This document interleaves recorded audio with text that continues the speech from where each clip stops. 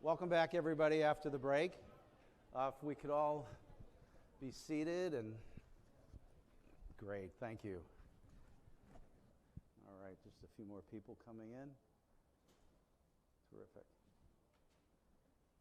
Well, I want to welcome my good friend and former chairman of the Cannabis Control Commission, Steve Hoffman, joining us today.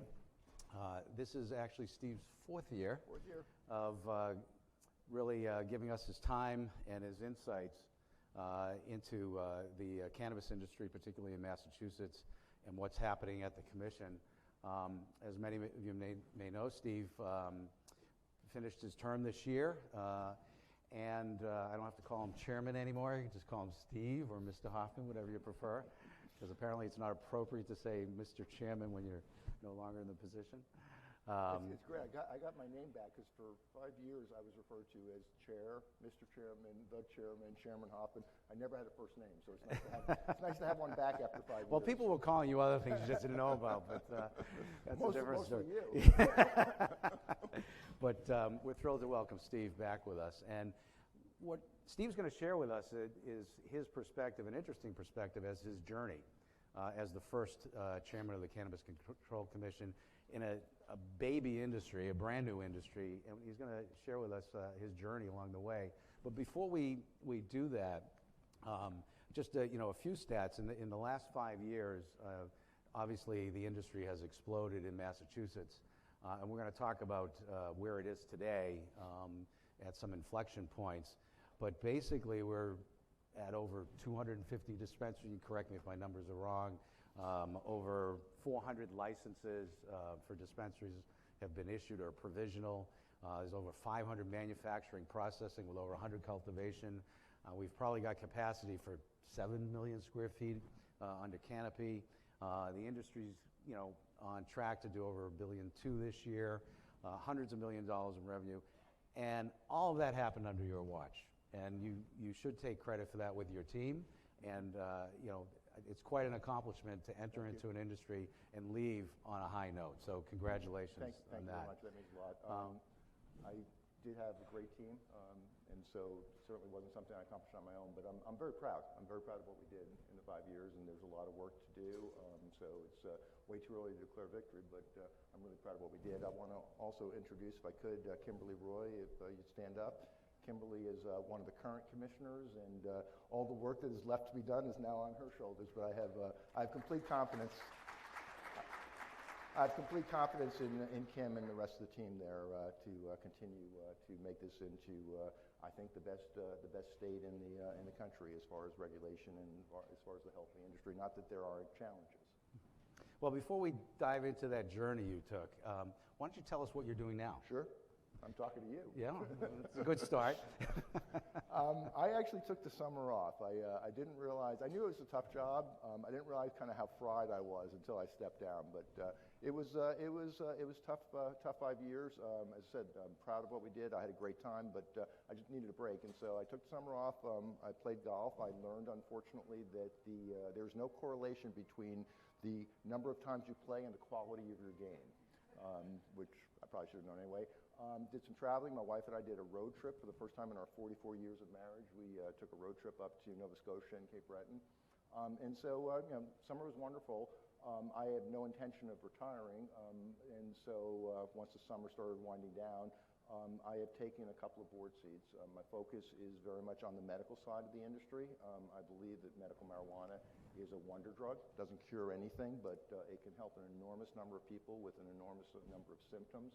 And I think it's an amazingly underutilized resource in that there's very little science, there's very little clinical involvement. So I think that the number of people that could potentially be helped by medical marijuana is far greater than the ones that actually are taking advantage of it right now. And there are some private companies that I'm involved with as an advisor or board of directors member who are trying to bridge that gap and bring science and bring clinical support into the industry, and that's really where my passion and focus is. I've got some friends that are starting businesses inside and outside of the cannabis industry, and I'm advising some of them. I have one friend who's trying to drag me into a full-time job running his company. I'm trying very hard to resist that, but I'm essentially just putting together a portfolio of things that are really important to me, particularly in the medical marijuana space, and where I think I can make an impact and a contribution. Talk about EO for a minute, which is, I know you're very involved. I didn't think I was allowed to do a commercial, but let me introduce another person, Sean Collins, who's sitting there. Stand up, please.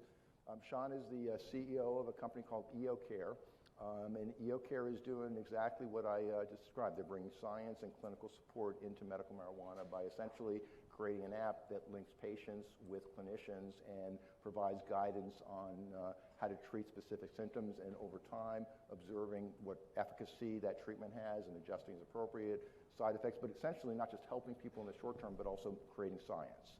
And so I'm really proud to be on the board of directors of EO Care with Sean and the rest of his team. Great. And I'm sure there'll be more ventures. Did I do a good job, Sean? Wonderful.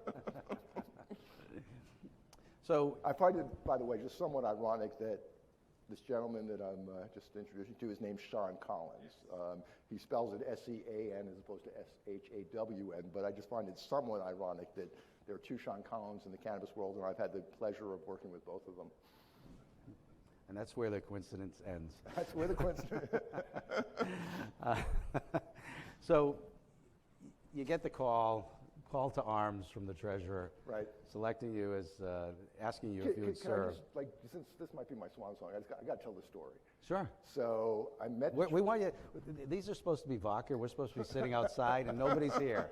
And you and I are just talking. So I met the treasurer. Actually, you know, I think most people know. I actually went to high school with Treasurer Goldberg, Brookline High School class of 1971.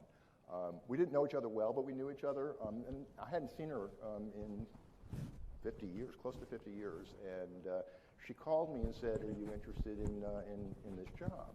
And didn't know this job existed. And I said, "I don't think so." And she said, "Why don't you think about it for a little bit?" And I said, "Okay, but I'm not going to change my mind." So I went home. My wife came home from work, and she said, I said to her, "Babe, you'll never guess what I heard about today, but I'm not going to do it. And I'm going to clean this up because I don't want to embarrass my wife." But she said to me, "Are you crazy? This is the adventure of a lifetime. How could you not do it?"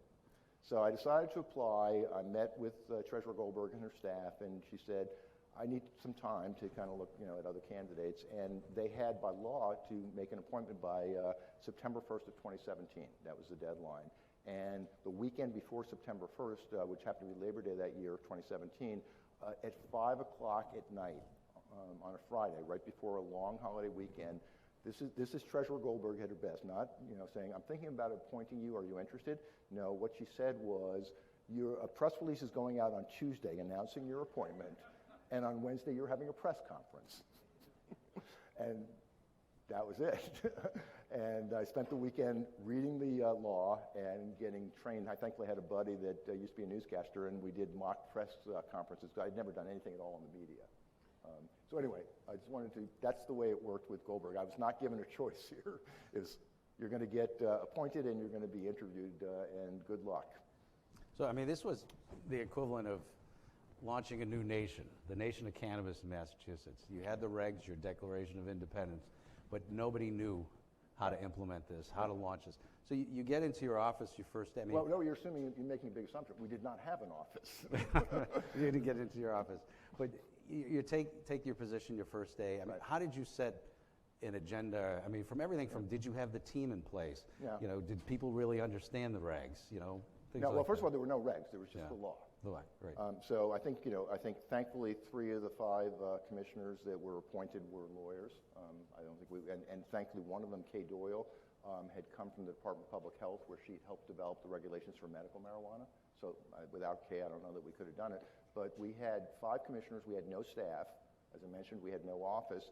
And in classic legislative fashion, we had a law that had some really aggressive timelines and mandates, and we had no money. There was no funding as part of the law.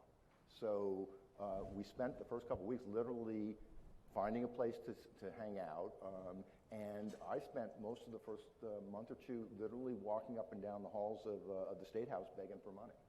And we did thankfully get a supplemental appropriation and started hiring some staff. But the first 6 months between when we were appointed September 1st and when we published our initial regulations March 15th, 2018, it really was the 5 commissioners. And we went through the law, we parsed it carefully, and we just kind of made assignments. We said, okay, here are the topics that we have to develop regulations around based upon the law. And Britta got some, and Kay got some, and Jen got some, and Shalene got some, and even I, who had never seen a regulation in my life, I got some. Most of them were, most of the ones I got were about business, because that's what I know. But we essentially just parsed up the law and then started developing regulations. And, we were subject to the we still are, subject to the open meeting law, which meant that even though we were kind of trying to collaborate, we couldn't do that in private. Anytime there was more than 2 commissioners talking about anything related to the law, we had to do it in public. So from September until March, when we published our regulations, we probably had 30 to 50 public meetings where we literally had draft regulations, debated them, made changes, and we just literally met 3 or 4 times a week for that entire 6 months to develop the set of regulations. The other thing that we did, and I'm proud of it, is we did a statewide listening tour. And I see a lot of faces in the room of people that came to those. And we didn't say a word. We just came to various places around the state and just said, tell us what you think. And we got an enormous amount of input. Some of it we were able to do some things about. But it was literally nothing other than developing the regulations and starting to hire staff for the first 6 months. And I will freely tell you, I was terrified. There is no instruction manual for this book. I'd never been in public service before. It was frightening because the mandates, I voted, I think most people know, I voted against question 4 in 2016, not because I disagreed with the objectives, but because I thought the timeframes were absurd. And I found it somewhat ironic that I then got put in charge of dealing and meeting those timeframes. Well, and that was probably the biggest frustration in the industry is Right. how long it took to get the industry off the ground. Yeah. And it sounds like one of your biggest challenges was funding. Well, it's funding, which translated into lack of staff. Right. At the same time we were standing up the industry, we had to create an agency from scratch as well, and that was a challenge. I will push back a little bit. I know we did. You're absolutely right. We got a lot of crap about how long it was taking us, but I'll give 2 counter examples. One is the law authorizing medical marijuana in the state or the voter initiative was 2012. It took till 2015 before the first medical dispensary opened up. It took us slightly over a year. I think the same thing is true if you look at the timeline of the Gaming Commission in terms of how long it took from when they were started until when the first casino opened in the state. I think part of the frustration was, if you recall, question 4 passed in November of 2016, and then the legislature said, not so fast, we're going to study this, nothing's going to happen, and it took them 8 months between when question 4 passed and when Governor Baker signed the law that created the commission. That was July of 2017. So, part of why it took so long was that for 8 months nothing happened. There was no commission. But we got established September 1st of 2017, and I think the first stores opened, if I remember correctly, November of 2018. So about 14 months. Faster than a lot of other similar situations in Massachusetts. And the other thing I'll say, and this is going to sound a little defensive, there were, I think, 8 or 9 states that that authorized recreational cannabis the same time we did in 2016. California, Nevada. Trying to remember. There were 8 states. Some of them moved much more quickly than we did, and they essentially flipped a light switch and started the industry. They had all kinds of problems in terms of no supply, in terms of people weren't fully licensed. In California, people had paper licenses. There wasn't a formal licensing process, but people still opened. I'll defend the pace that we worked at against any other state, and as I said, any other kind of similar situations in Massachusetts. But there's no question in my mind, people were frustrated by how long it took. Did you encounter other obstacles that besides people like you that you can share that you think in hindsight maybe you could have done something to get around or avoid to accelerate that process? No, I said I think the pace was good because I will tell you, this was pretty controversial. You might, one of the things I think that the commission's done a real good job of is we've kind of normalized this, and I think that's great. But if you recall, if you go back to 2016, 2017, Question 4 passed by 53% in favor and 47% opposed. So it was pretty close, very controversial. And you know, for as many people as criticized us for moving too slowly, I'd say an equivalent number of people criticized us for moving too quickly. And if you recall, just one example of that is in our initial regulations, we had authorized social consumption and home delivery. And we got the crap kicked out of us, sorry for my language, we got the crap kicked out of us by Governor Baker, by Attorney General Healy, by Lieutenant Governor Polito. And essentially their message was, learn to walk before you run. And I'm not saying they were right or wrong, I'm just saying that for as many people as criticized us for moving too fast, or too slowly, we got criticized by people for moving too quickly. So everything we did was A, based upon our best judgment, and you know, it's all I can say is our best judgment, and B, you know, my kind of particular calibration of how I was doing was, if I was getting yelled at by everybody, you're doing a good job. I thought I was doing a good job. And you know, I guess, you know, by that standard, I was doing a good job because I got yelled at by everybody. Well, I mean, I think that was the biggest frustration in the beginning.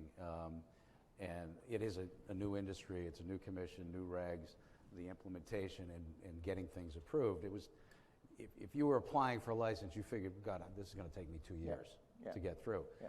It's obviously gotten a lot better, and I still think there's always room for that approval process, particularly, look, we're very transactional, so you've got the change of control, you've got M&A. You can't do an M&A deal, it's going to take you a year for a commission to approve. You're absolutely right, Frank, and you know, and I do think that it took us too long to process applications in the early days. Part of it was inevitable, just, you know, it was a new process for us, and we were trying to, you know, make sure it worked the way it was supposed to. Part of it was what we talked about before about staffing. I mean, the agency has always been, I think, pretty leanly staffed. But you know, one of the things that we did, and I'll give you some credit for it, you know, even though it pains me to do so. We got a lot of pushback about how long it was taking, not just for changes to control, but actually for the original provisional licenses. We got a lot of pushback that it was taking too long and it was too convoluted, and we really focused on shortening that time frame and shortening. You know, part of the problem was there was a gigantic queue. I mean, we have by law, once we started processing a license application, we had 90 days to act upon it, either to accept it or deny it. We hit that 90 days pretty well, but the problem was there was a queue in front of that 90-day process before we actually even started processing, and that queue could be 6 months, or it was probably in the first year or so. We spent a ton of time, a ton of energy and focus, and we really have done, I think, and you know, and Kim can attest to this, I think we've done a great job of shortening that queue. Doesn't mean that there is no queue anymore, but I think changes of control still take a long time, and probably longer than they need to. I think part of it is that some of the changes of control that the commission has to decide upon are really complicated. And you know, they're complicated because of lawyers like Frank that make them really complicated. Oh, we make it easy. But you know, so I think there's still more work to be done there, but I think, you know, we put a lot of energy, and I think we did have a big impact in terms of shortening that time frame. But there was no question it was taking us too long at first. Well, hopefully it continues to get streamlined. You know, I think we're seeing, you know, still 3 to 6 months for things to happen in that range. I don't know. Yeah.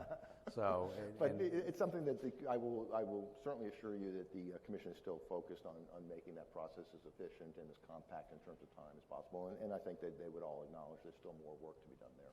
Mm-hmm.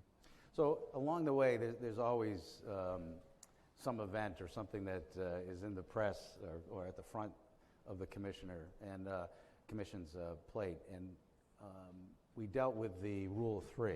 Yes. With certain companies, with management situations, etc. Why don't you share with that how, because that was a very big deal. Yeah. Obviously. Yeah, I will say, Frank, that I would have been hugely disappointed if you hadn't raised this topic.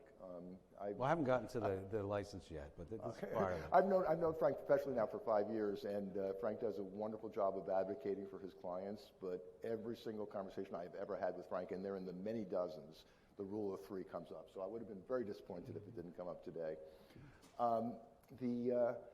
The legislation is pretty interesting. I mean, it is very vague on some things, but very specific on some other things. And among the things it's very specific about are some of the social objectives of legalization of adult use recreational cannabis in Massachusetts. And you all know about, obviously, the social equity mandate, which was, at the time, we were the only state in the country that had a social equity mandate in our legislation. But the legislation is also very, very specific about we need to promote small businesses. We need to promote farming. We need to promote actually outdoor cultivation, not just indoor cultivation. And we need to promote small farmers and co-ops. And the rule of three that was a legislative decision, not a regulatory decision, a legislative decision, the rule of three is very explicitly designed to assure that there's room for some of these smaller players in the market, and the market's not dominated by bigger companies that can gobble up multiple licenses. And so, I defend the intent of the law, but I will also raise my hand and say it wasn't a regulation, it was the law, and we just, we followed the law. But it certainly, creates some inefficiencies in the industry. I'm more than happy to acknowledge. Yeah, but let's talk about the situation with a few of the larger players were violating that. And, big stories broke from the Globe. This was Unless you guys have ever been the subject of an investigation by the Globe Spotlight team, you haven't lived. And this was probably one of the first major issues, I think, that you confronted. And for those who don't know what I'm referring to, there were companies, and it's all public, like Tilt, that was accused of violating the rule of three, and Acreage was as well. And this became a headline news in the Commonwealth. So why don't you talk about how that was dealt with and your thoughts on that? Yeah, I said the Globe Spotlight team was pretty aggressive. We were aware of this issue long before it actually became a public issue, and we're aware of this issue more as the intention of companies. So just as an example with Tilt, when they went public, actually in their offering documents said that they were going to violate, they didn't use the word violation, but they said they were going to have more than three retailers, more than three cultivators, more than three manufacturers. So they actually explicitly stated their intent to violate the rule of three in public documents, which I found amazing. But the Globe started writing about this before they actually did anything. They had stated their intent, but they hadn't done anything. And our pushback to the Globe was, when they do something, if they do something, we'll take action. But intent, we can't do anything. But both Acreage and Tilt did ultimately, in the judgment of the commission, violate the rule of three. In both cases, we investigated. We have a great investigations team at the commission. We investigated both circumstances, and two things happened. One is both companies paid very substantial fines, I think well in the several $100,000 range, and both times they were forced to unwind transactions to get them back into compliance with the rule of three. And my theory and my philosophy with respect to compliance was always that it wasn't intended to be punitive, it wasn't intended to be acrimonious. Our goal in investigations and compliance was always to get people back into compliance. That's what we cared about, is getting people back into compliance. In the case of Tilt and Acreage, that's what happened. We got them back into compliance. So it was a big deal, and certainly, it was a very closely covered thing in the press. But at the end of the day, I think we did the right thing at the commission, which is, we investigated, we came up with findings, we fined the companies involved, and we got them back into compliance. And so at the end of the day, I think it worked exactly the way it was supposed to. I appreciate that insight. I think the other major item that hit you was the pandemic. Yeah. And had very serious effects, obviously, on the industry. Massachusetts was, I think, the only state in the country the only state not deemed to be essential because of Governor Baker's position on this. Talk about what you went through there. You and I had talked a lot of attorneys, lobbyists, we were all moving to get Baker to move off of his position, and he was pretty incalcitrant throughout. Oh, he was. Yes. Well, let me start by saying, I think that the responsibilities that Governor Baker and all the other governors in the country, but the responsibilities that Governor Baker had at the beginning of the pandemic were just extraordinary.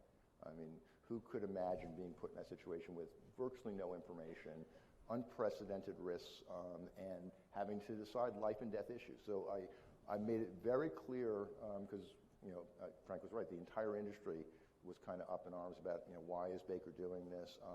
I made it very clear from day one I was not going to criticize Governor Baker. I disagreed with him, and I do disagree with the decision he made, but I was not going to publicly criticize him because none of us could possibly imagine, I believe, none of us could possibly imagine what it was like to be in his shoes, being forced to make these decisions on a real-time basis with just complete lack of information. So I respect Governor Baker, and I respect the decision he made, albeit I disagree with it. And but I think the thing that I was more concerned about with this, this is back in the winter of 2020, and this is still a nascent industry. I think we had 44 retail stores I think were open in March of 2020. And what I was concerned about is I didn't think they were going to survive. I didn't know how long the shutdown was going to last for, but if it even was 5, 6 months, I didn't think most of them would survive, because we all know that finding capital in this industry, notwithstanding the number of investment firms that are in the room today, finding capital in this industry is really hard. And a lot of the 44 stores that are open were thinly capitalized and didn't have a rainy day fund, didn't have a margin for error.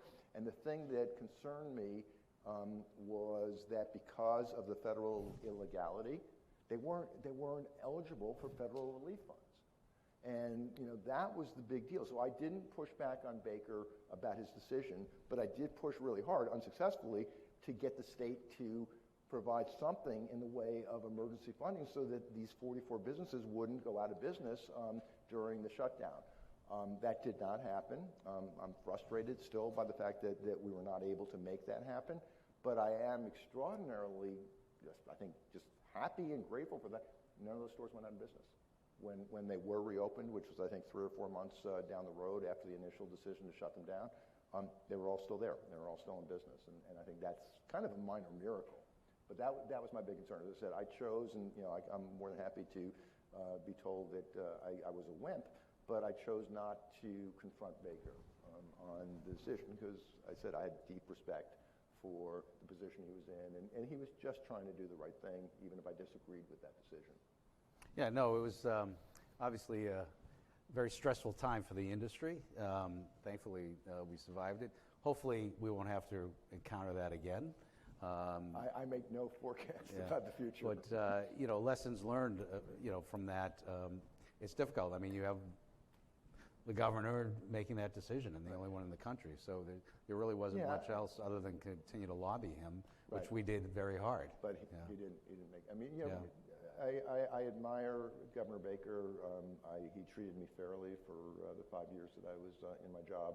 I disagree with him, not just on the decision he made with respect to shutting stores, on the industry in general. As you know, he voted against it. It's not something he supports. I will say, however, that he never stood in the way of us doing our job. He made it clear that he didn't like this law, and he made it clear why he didn't like this law, but he never stood in the way of us doing our jobs, and I have to give him credit for that. I know 2 areas that have been a real focus of yours, which we want to talk about, is social equity and the host community agreement issues. Mm-hmm. Now, we just have, Chapter 180 passed. I know you were a big architect of that bill, and I know you wanted to see that passed before your term was up, and luckily it has. And there's a lot in there, but basically this is a new statute for Massachusetts, and it addresses host community agreements, the establishment of the social equity fund, some relief at the state level with 280E, tax issues, and social consumption. Right. So, Steve, talk to us about your view of that bill. Do you feel it gets us where you wanted it to be? Mm-hmm. And if we start with HCA, for example, and the controversy in the state has been that some towns have gone beyond the purview of what they can ask for with respect to payments under the host community agreements. I've always contended those agreements under the statute went away after 5 years. Mm-hmm. It's been clarified in this that now it's 8 years. Right. And you can't just charge a flat fee. You have to charge related to the actual costs. What's interesting is that the renewal and new licenses, and people have been asking, and love your interpretation, is the CCC going to go and review 1,000 existing HCA agreements? and I know you've said to me that that's not the intent. What's interesting is that the Municipal Association filed a letter. The MMA. Yes, the MMA filed a letter requesting clarification on that, because the statute does say when your license comes up for renewal, the commission is supposed to review the HCA. So I think this is still an open issue, but I'd love to hear your thoughts on this. I think it is. I mean, I think the whole issue, and it's literally been around from day one, is that the original legislation just wasn't particularly clear on some issues. I mean, it made it very clear that you needed a host community agreement before you come before the commission and apply for a license, that the host community agreement was allowed to have a mitigation fee that would be up to 3% of revenue, that was explicitly to offset incremental expenses that were incurred by the city or town because they were hosting a marijuana establishment. That was all very explicit. What was not explicit was, could you charge other things on top of this 3% mitigation fee? What was not explicit was who had jurisdiction over this. And I had, one of the bigger battles I had was with one of the state reps who actually wrote or played a major part in writing the law. I won't mention names, Mark Kuzak. I publicly said, it is not clear who has jurisdiction, but what is very clear is that the Cannabis Control Commission does not have jurisdiction. And Representative Kuzak and others who were involved in writing the law said, no, it's very clear that you do have jurisdiction. My point was proven in a couple of court cases where judges ruled that we did not have jurisdiction. So you had the ability to kind of play games, and you had nobody that was in a position to do anything about it, in my opinion. And the problem was the games that were being played were, some people just explicitly violated, some cities and towns explicitly violated the law. They charged 4% instead of 3%, as you said. They charged a flat fee. They had a kind of an auto renewal at the end of 5 years, which, if not violating the letter of the law, certainly violated the spirit of the law. But you had other games being played by cities and towns saying, buy me a fire truck. In addition to these 3% mitigation fees, buy me a fire truck or build me a park.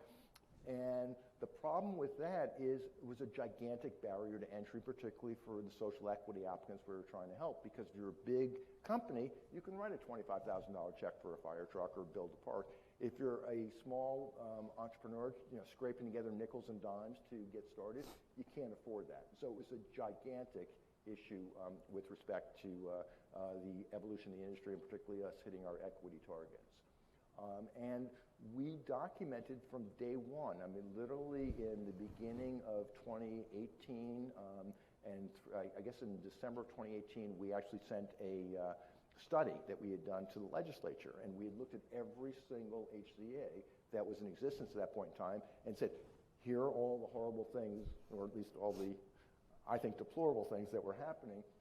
So we started asking literally in 2018 for help from the legislature clarifying both what was allowable in HCAs as well as giving us jurisdiction. And it took until July of 2022 for that to happen. And as I said, I'm proud of what we did, but if I have one regret, it's that we didn't get that bill passed sooner, particularly as like the HCAs. I think one of the things that Commissioner Roy would agree with is when we got a whole new set of commissioners over the last year and a half, we adopted a much more proactive legislative outreach strategy. And Commissioner Roy, myself, the other new commissioners, we were on Beacon Hill pretty much nonstop, advocating for this law, talking about the issues with respect to HCAs. And I'm pleased with the legislation. It's not perfect, but I am also frustrated, and I take accountability. That it took 4 years to get. We literally were asking that legislation starting in 2018, and it took till 2022 to get that clear. That being said, I think there still are some ambiguities, like the one you pointed out. We did, at least I personally did, I won't speak for the other commissioners, in the original bill, I think it was in the House version of the bill, there was the requirement that the commission retrospectively looked at all the HCAs that had been written up to that point. And I personally pushed back on that. I won't, again, speak for the other commissioners, because I thought that was just a workload that would just break the commission. It's leanly staffed. We have a lot of work, a lot of applications, a lot of investigations. If we had to go back and review several hundred HCAs, I just think that would have broken the commission. So I pushed back on that. That is not part of the legislation that was ultimately passed, but there is this ambiguity about what happens at renewal. You're absolutely right. Yeah, and I'm going to I'm not going to speak to that, and I'm not going to put Kim on the spot either, but that's for the current commission to decide. I'm sure people will ask you during the break, but I think it's a real issue. I agree. And I think it also keeps the door open to challenge a number of these. Yep. I mean, as recently, and you know me, I speak my mind very openly, as recently as in the last month or so, and this has been in some of the press, I mean, I think Medford has clearly violated the HCA rules with asking for $50,000 gifts to parks and everything else, and one of the officials was very public, saying, oh, no, this is all blessed, blah, blah, blah. So I think there will be challenges to this. I think people will challenge the existing HCAs, and I think they should in the egregious situations. No, I think you're right, and I think there are unquestionably ambiguities in the law.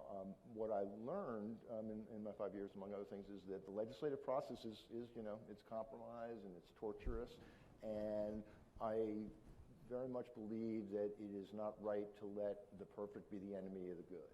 And so this is not a perfect bill by any stretch of the imagination, but it's a good bill. And it makes substantial progress, and I think not just on the HCA issue, but all the other things you talked about in terms of the Social Equity Fund, social consumption, 280E. I think those are all good things, and so I really supported the bill. I was incredibly happy when it passed. I was incredibly happy when Governor Baker didn't veto it. That was the last thing I did before I left office. I said, please, Governor, don't veto this bill. So I'm really pleased with the bill, but that doesn't mean everything's perfect, doesn't mean there's not more work, and there's going to be some legal challenges. You're absolutely right. So Steve, talk about, because social equity has always been a mission of yours to achieve that in the Commonwealth. Talk about under this new bill, how do you think it should work, and how do you see it working in establishing this fund? And look, social equity has not worked in so many respects. It didn't work with delivery. I don't recall agreeing to that, but go ahead. Well, I think if you ask a lot of the candidates, it's not working. It's not a successful model. But there's certainly been a number of licenses issued in the states of social equity, and so in that respect, it's worked. But talk about the fund and how you think it can be successfully implemented. Well, I mean, I think the fund is too small, quite honestly, and that was one of the things that we worked with the legislature on in terms of how much money to put in that fund. I mean, I think it depends on how and I think there's some work to be done here. I think, as usual, there's some legislative ambiguity about how this fund plays out. But if you spread it out over a large number of applicants, but give them relatively little money, I don't know that's going to have much impact. If you do the other, which is concentrated on a smaller number of applicants, but give them more money, I think that will much more substantially help those applicants, but it means a fewer number of people are actually going to be helped by this fund. So I think the fund is too small. Again, I do not let the perfect be the enemy of the good, so I actually think the fact that there is a fund is great, but I do think it needs to be improved. I mean, the economics are pretty overwhelming. At $2 billion of revenue and 20% tax, what's that? $400 million of tax revenue generated for the state. The commission pays for itself in terms of application fees, license fees, fines.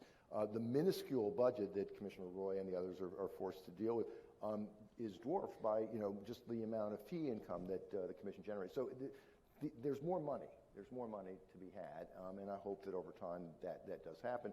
The other thing, though, is that, and I'm pleased because this is part of the original idea that we started talking to the legislature about 4 years ago, is I believe the private sector wants to step up and will step up. In the conversations, and Frank, you were part of many of these conversations where we had kind of working sessions with industry players. I think there was, how do I do it? I mean, there was no place to make contributions. There was no fund to put money into. Now there is one. It has the stamp of approval from the state. It has an administrative structure to it. And I truly do believe that private sector needs to and will step up and expand the amount of money in this fund and therefore the number of people that it can help. But I think that the legislature also needs to divert, the idea is you divert some of the excise tax into this fund, and I think that needs to be a bigger number. How large could you foresee this fund being? I don't know. If you do the math, I think $50 million as an initial stake. And I think it's a self-replenishing fund. I mean, I hope that money is paid back, by successful entrepreneurs. There'll be some loan losses, unquestionably. But I think if you have a $50 million fund, I think you can do a lot of good in this industry. That's just my personal opinion. I am no longer in the legislative lobbying business, so we'll see. But I do think the number should be bigger. Has there been talk about a typical size loan, or? I don't know. I was part of the team with Commissioner Roy and the other commissioners getting this legislation passed. I have not been involved in kind of how it's going to be implemented. And as I said, I think there's some ambiguity in the law in terms of exactly how. I mean, I think there is a governance structure in place in the law that is under the aegis of housing and economic development, which is where I originally suggested it should go, because there are other kind of not-for-profit funds to help inner-city entrepreneurs and other things that are under housing and economic development. So it's in the right place, but I think there's some flexibility, in my opinion. It's in the right place, but there's some flexibility in terms of how it gets implemented. And they're putting together, I think, a board.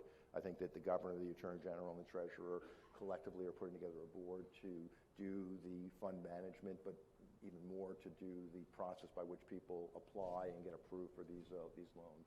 I don't know if is that in place yet? I don't think it is. It is? Yeah, okay. But I've not been involved. People haven't been selected yet. They posted Okay. opportunity around it. Okay, but I have not been involved in that process, and I think there is some flexibility in terms of how that gets implemented. And I believe if you take capital under this fund, you've got a 5-year restriction on your ability to sell. Mm-hmm. So they are trying to. Yeah, no. Look, protect from that. it's a good thing, and I think it's a regret that I have that it took so long, because I'm proud of the fact that Massachusetts was the first state that had social equity requirements in their legislation, and I'm proud of the fact that the states that followed us, New Jersey, Virginia, Michigan, and others, they actually copied our social equity language in their own legislation, but they made the right decision, which is included in that was a funding mechanism. From day one, those states are funding social equity. Whether their programs are going to be successful or not, we'll see. But they learned that lesson, and it really frustrates me to this day that it took us 4 years to get the legislature to agree to do that. And I don't know if we had been more outspoken and proactive back in 2018 and 2019, whether the legislative outcome would have been sped up or not. I don't know, but I know it's a frustration for me, and one of the things that I feel we didn't do as well as we could have is getting that funding in place sooner. So let's talk about the market today in Massachusetts. Sure. And the CCC's role, obviously, in fostering, I would even say protecting an industry. I feel that commissions have that responsibility. Yeah. And when you're launching a new industry, you want free enterprise, right? And well, given that I'm a graduate of the University of Chicago School of Business, I have no choice but believing that. Right. Other than the social equity protections and benefits, you always try to foster an industry for that sector as well. And this does come to where we always have this discussion about the rule of three. You never disappoint me, Frank.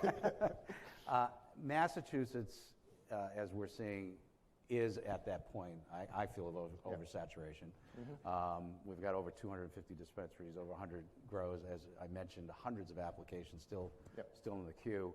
We are seeing amongst some of our clients and other opportunities getting calls, we're seeing a lot of stress in Massachusetts. The M&A market is gone unless you want to give away your operation. And there's always no pun intended, there's always a weeding out in any industry of the strong survive. So this is not just specific to Massachusetts. You're seeing it in other states. But let's just talk about Massachusetts. I can understand, your philosophy of, why it was regulatory provisions for the Rule of Three, so there wasn't a dominance.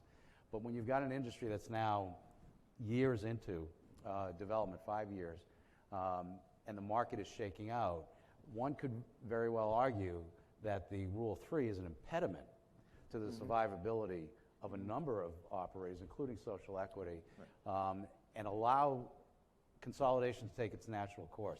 Right. Should the CCC, as the administrator, the protector, the governance body, should they maybe be looking at, well, where's the industry today? It's different than when we launched these regs. Sure. And should there be changes? Should we be fostering maybe a consolidation a bit, or more capital coming in, allowing that to happen. Yeah, so What are your thoughts there, I'm going to be a little careful here, obviously. I mean, I'm not on the commission anymore. No, we're not in so- my backyard. There's nobody here. Well, then I'd like another vodka. So I'm going to take some time answering this question. I'll certainly get to the point. You know, we very much, we spent a lot of time at the beginning talking about capping the number of licenses that we offered, and we decided not to. And we decided not to with our eyes wide open to the consequences and the kind of turmoil that Frank was just articulating. But we did it for a very specific reason, which again is the legislation was very clear that we needed to foster an industry where smaller players, both farmers, manufacturers, retail operators, they had a chance of being successful. And if we had capped the number of licenses, there was no chance of that happening, because the only people that got, if you look at our statistics, the only people that got licenses in the early stages of this process were experienced operators, either multi-state operators or medical facilities. The people that we wanted to help and foster their ability to compete in this market didn't have money, didn't have experience, didn't know how to work the municipal process that we were just talking about to get HCAs. If we had capped the number of licenses that were out there, we never could have even aspired, let alone succeeded in reaching some of our equity goals and mandates. So I will defend the decision not to cap the number of licenses till I die, because it was the right decision, notwithstanding the fact that there are consequences of it. Second, I will also say that what we're experiencing in Massachusetts is happening in every other state. I'll recall in the early days, I got a lot of grief about how there wasn't enough cultivation capacity and prices were ridiculously high in Massachusetts, and what was I going to do about it? And my response was, just wait, just wait. I mean, it takes a lot less time and a lot less capital to open a retail store than it does to open an indoor cultivation facility. And I said, it's going to catch up. Capacity is going to catch up. And sure enough, it did. And it's not that I'm smarter than anybody else or more insightful. If you looked at every state that preceded us, that's exactly what happened. So there was no question that there was going to be overcapacity. There's no question that there's going to be a shakeout. I actually do believe that the better operated companies, the better managed companies, are going to survive. But not all of them are. And I hate to be callous, but I think that is the nature of, as you pointed out, not just this industry, not just this state, but any new industry. People come in with unrealistic expectations about how easy it's going to be, how quick it's going to be, how lucrative it's going to be. And it's not just the smaller guys that are I think appropriately being accused of naivete. Look at what happened when Canada legalized in 2018, I think it was, and everybody went public on the Toronto Stock Exchange. Remember the valuations? They were absurd, and they crashed. So I think this industry has been characterized, in my experience, from day one by a fair amount of naivete and unrealistic expectations. So I think what's happening now was totally predictable and inevitable, and I think it's necessary. It's necessary. The rule of three, I think, would allow the process that we're going through right now, this not consolidation, but this kind of shake-up. I think relaxing the rule of three would probably make that process a little smoother. I can't argue against that. I will tell you two things, however. One is, and I can't say this enough, it is not a regulatory decision. The rule of three is in the legislation. So I'm going to take Kim off the hook by saying she can't change this. It's got to be changed through the legislature. And, I know that there are initiatives to lobby the legislature to make that change. I don't know how successful they're going to be, but it has to occur at the legislative level. Two is, I go back to the original reason why, we didn't cap licenses. The rule of three is in place to let smaller players have an opportunity to be successful in that market. And my personal opinion, and I believe the opinion of the legislature, is that they're willing to have a little bit of turmoil, a little bit more turmoil, to not allow this industry to become concentrated in the hands of a relatively few number of big players. And I support that, which doesn't mean that there's not consequences, doesn't mean there's not turmoil, but I completely support the idea of the rule of three, and I personally, as I said, don't see it changing because it has to happen in the legislature. I don't see any energy there to do that. That's my opinion. It's not a fact. So where we are today in the industry in Massachusetts, where do you see the big challenges for the commission, and what advice would you have for them, having been a pioneer in this space? Well, I have when Chairman O'Brien was appointed by Treasurer Goldberg, I don't know, 2 months ago, I got called by a number of people in the media saying, "What do you think? And do you have any advice for Chairman O'Brien?" And I said three things. One is I said, the only thing I'm going to say publicly is I wish her the best. Second, if she would like advice from me, I'm happy to provide it, but I would do so in private. But the third thing I will say is I will offer Commissioner O'Brien and all the other commissioners one piece of gratuitous advice, which is probably the best thing I did in my 5-year tenure, is don't pay any attention whatsoever to social media. Don't post, but particularly don't read what people are posting about you. It'll just drive you completely berserk. So I offer Commissioner Roy and Chairman O'Brien and the others that one piece of gratuitous advice. I think that the commission, as I said, they still have a lot of work to do, and I complete confidence. I mean, it's a really good group of people. I don't know if you guys know all the new commissioners beside Commissioner Roy, but it's a really, really good group of people, diverse, powerful, incredibly strong-minded about things. So I think it's a great group. But there's a lot of work to be done. I think the biggest remaining challenge, and it's not to say that there aren't others, but the biggest remaining challenge is equity. I think there's a lot of work to be done on equity. I think that there are every month when the commission publishes the statistics at its monthly public meeting, you see the numbers creep up in terms of the number of equity, social equity, and economic empowerment applicants that have gotten licensed, that have opened. Those numbers keep creeping up, but they're still way, way low in terms of where they could be or need to be.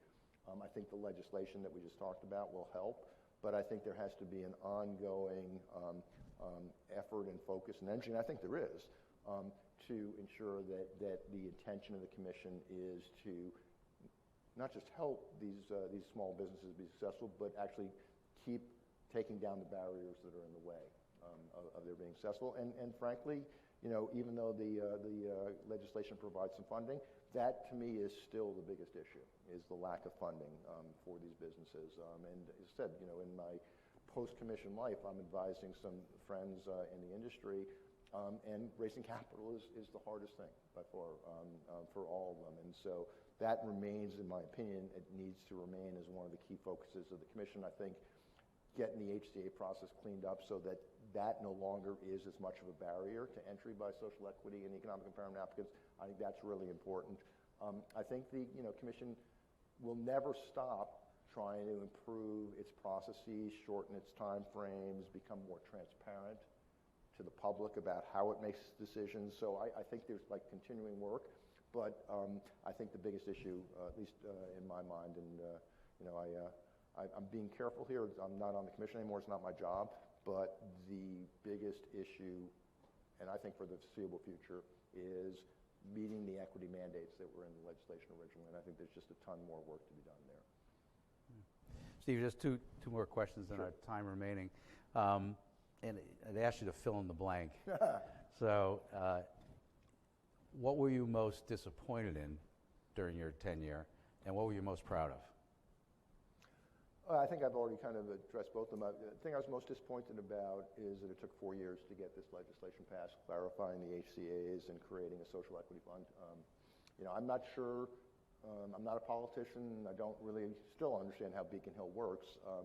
But I just got to believe that if we had been more aggressive and proactive with the legislature, we could have gotten that legislation done more quickly. So I think that's my biggest disappointment. The thing I'm proudest of is I would, and I'm biased, so I freely admit that, but I would favorably compare the Massachusetts regulatory structure to any other state, both prior and subsequent to us. I'm incredibly proud of the rollout.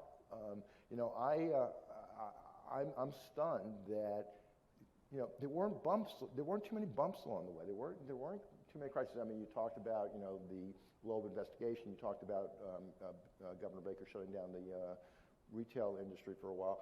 But basically, this was a really smooth rollout. And certainly, if you look around at other states, both again prior to and subsequent to us, I'll put Massachusetts rollout up against any of them and compare it favorably, in my opinion. And I think the thing that I'm most proud of that kind of is a consequence of that is, you know, I set an objective for myself and for the commission from day one, which is to normalize this industry. I remember I went to a meeting of the Chamber of Commerce in Nantucket very early on, and I came up with a line that I then used over and over again, which is, you know, these are, you know, local business people in Nantucket, and I said, when I come back here in 2 years, I want to see the cultivator, and I want to see the retail operator and the manufacturer sitting in this room with you guys, because they're just business people that are valuable members of the community. And I don't know that we're there yet. I don't think we are. But we're making progress in that. And the fact that this is just a normal business that's good for a community, that creates jobs, that creates taxes, that helps economic development, that's what the objective is here. And I'm really proud that we've made a lot of strides in that direction, although there's still a ways to go. But the business, you know, this is a good business. And I think a lot of the communities that originally banned or were scared, they're starting to say, hey, not only does this generate tax revenue for us, this is a good thing. This is a good thing, and there's more work to be done. You can't legislate or regulate stigma, but over time it disappears because you have a well-run, professionally run industry that turn out to be good corporate citizens, and I think we've done a lot in that direction. I'm really proud of that. Well, it's been a hell of a journey. You've had some great success, and on behalf of the industry, I want to thank you for that. We always try to leave a couple minutes for a few questions. I don't know, Kristen, if somebody has a mic or if anybody has any questions for Steve? No? All right. Okay. Well, I guess we covered everything. We offered. So, again, I want to thank you. We're going to take one of our networking breaks. I would ask that when you hear the wonderful xylophone that you come back in, because we've got Ed Schmaltz, who flew in from California, is going to talk about the anatomy of his merger. Steve, I want to thank you again. You've done this every year. You've been gracious with your time. I know how hard you've worked in this position, and I am very sincere in saying on behalf of many of the professionals and companies in this space, entrepreneurs, thank you for your service, and we appreciate where you brought the industry so far. That means a lot to me. Thank you. Thank you very much, Frank. So, also, just a little goodie bag for Steve. Before, I'd have to fill out 20 forms, and I know I couldn't do it. What's really cool? I can actually accept this. Yeah, and they are golf balls, so they're practical. So there you go. So we're going to take a break here and ask that you try to make your way back in about 15 minutes or so. Thank you. Thank you, Frank.